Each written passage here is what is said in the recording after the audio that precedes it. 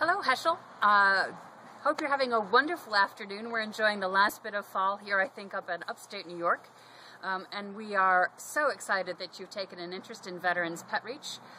We think it's a wonderful organization, and we really are excited to have interest from so far away and from young people like yourselves. I'm Ellen Cohen, and I'm the president of Veterans PetReach, which is a local upstate New York organization, and we are a 501(c) charity. Behind me, you might actually see a couple reasons why myself and my four colleagues, Joanne Rectine, who is our vice president, Carol Giotto, who is our treasurer, and Patty Jundrow Pickering, who's our secretary, started Veterans PetReach in the first place. We all met through Therapy Dogs International, and each of us have at least one certified therapy dog. The organization itself is about 3 years old. We spent the first year of it mostly fundraising and raising awareness throughout the veterans community, throughout the veteran service organizations in the area, and with veterans themselves. And after that, we had to keep expanding and start raising awareness and learning and meeting and introducing ourselves to shelter and rescue groups in the area. Hi, Eden. As you can see, we've been getting our daily dose of a little vitamin D from the last of the day's sunshine, a little stress reduction from playing with the dogs, and also just a little bit of exercise, chasing them around every once in a while. We think that is a fabulous benefit for anybody, particularly a veteran who has some symptoms of PTSD, although we don't require that our veterans have a diagnosis of anything if they're veterans and are interested in our help. We are here to provide it. So it's really a relatively simple process in terms of what we do. Sometimes it takes a lot longer than we might hope. Sometimes it goes very quickly. But we start with an application form that starts with really basic things. What do you want? Where do you live? Do you have a budget that can support having an animal in the house, even though we're going to provide an initial outfitting? We'll cover some of the veterinary costs. We'll cover the adoption fees and those sorts of things. But we look at what kind of life they do have. We look at what they want in an animal and try and match. Hi, Chef. And try and match exactly what kind of animal will be best for them.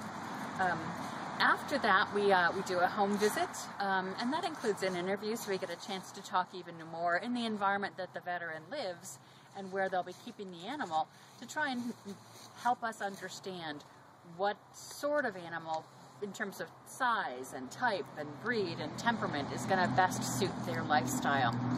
After that, the search, or the real work, really begins. We work with probably a dozen different rescue and shelter agencies in the area, searching their websites, talking to their people, calling folks who are volunteers with the shelters around the county, and asking them if they have a dog. We frequently go and find a dog that seems to fit a lot of the qualifications, and then we'll go ask for clarification from somebody at the shelter or at the rescue organization to see whether or not that really does match the veteran's needs. Sometimes our veterans meet one animal and they fall in love, and it's a good match, and we look at the temperament of that animal. We look at the size and its activity level and the things that we think are going to be most important to that veteran, and we decide whether it's going to be a good match, but ultimately it's the veteran's decision. Now, for other folks, it takes a little bit more work to find the right dog. Well, I say dog all the time. We do dogs and we do cats. If we were asked to do some other animal, I'm sorry, my dog is racing around like a crazy girl. The dog, once we find the animal, and like I said before, sometimes it's the first animal that the vet meets. With one of our veterans, we showed him a number of different links online to animals in shelters, and he was okay with a lot of them. He saw one and called the shelter right away without even contacting us again. But we met him there, and we met the dog as well, and that was Sandy, and Sandy moved in just last week. So that process took about 2 months. We have worked with a veteran who had already actually found an animal, and we supported his adoption, but he was already set with an animal, so that process took us less than a week, maybe. And then with one of our other veterans who had a pretty high startle reflex to noise, we wanted to be very, very careful in dog selection. We also wanted him to fall in love with the dog, and that took a while. That was probably 4 or 5 months in the search. And with that animal, this is a good example of kind of how long and everything we possibly can do for a veteran. The search itself took about 4 months. Then we went ahead and adopted the animal, and after that, the dog lived with me for 3 weeks while she was recovering from spay surgery, while she was getting over her shelter experience, and while we started basic training so that we were intimately familiar with this dog and her foibles, and what motivated her in terms of getting the best out of her every single day. So we had 3 weeks experience of her living with me and my dog, and starting training before we ever placed her with the veteran. And even after we placed her with the veteran, we continued to do training. Now, one of us went about once a week and did an hour or 2 of training. And after that, we've moved on to, he has started obedience classes. And because he has the high startle reflex in particular, and dog training classes can get loud sometimes, one of us is always going to be at the obedience classes with him in case he needs to take a break. So there's somebody there who can handle the dog so that we get the most out of the training, and so that the dog actually gets the experience of going through the training class and becoming socialized with other animals as well. We take our time and try and make sure that we're making the right decisions for every veteran and every animal that we adopt. And we're really excited to be getting donations from as far afield and from such a great young group of people like yourselves. We want to assure you that all of the money that we get in now is going towards animal adoption, care, and veteran support. We have looked at costs, and it costs us about $1,000 per animal, and that covers the adoption costs, the initial veterinary care visit, spay and neuter if it's not covered under the veterans, under the adoption fee. We do an initial outfitting that might be everything from dog beds and bowls to leashes and grooming products. And for dogs, we've provided crates for crate training, and toys for training, distraction, and all 4 of us on the board of directors are volunteers.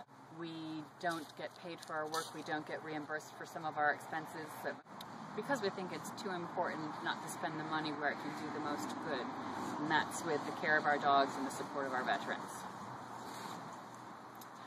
You guys, I think, also asked about what do we do if a veteran can't financially support a dog or cat. We actually have that case with one of our veterans, and so we reevaluated whether or not she was a suitable pet owner, or whether it was a suitable situation for an animal to be in, and whether or not that animal was doing good. And in the case that we really thought it was, and we talked to the counselor who had initially referred the veteran to us, and she confirmed that the cat was doing our veteran significant amounts of good. So we have continued to support that cat with food and litter and periodic shipments to supplement what the veteran herself is able to provide for her cat.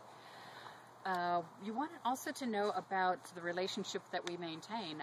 We had initially talked about something like a follow-up call in 1 day, in 1 week, in 2 weeks, in a month, in 3 months, in 6 months, in a year, just to make sure we knew how things were going. But the truth of the matter is, we seem to be a lot more involved all the time, and part of that's because we just love our veterans and we love the animals that we've adopted out to them. They are fabulous and lovely, caring beasts, so we want to stay connected to them too. But at least we talk to them throughout the whole initial placement.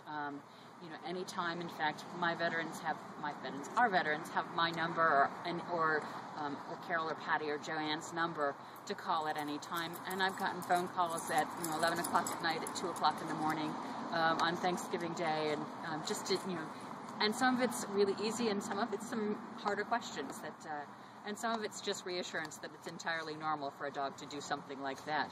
But we are in pretty close contact with our veterans, and we remain connected to the animals that we've adopted out to them.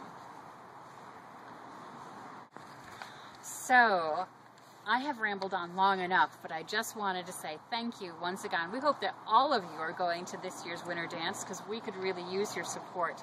Have a fabulous holiday, a fabulous dance, and a wonderful winter break.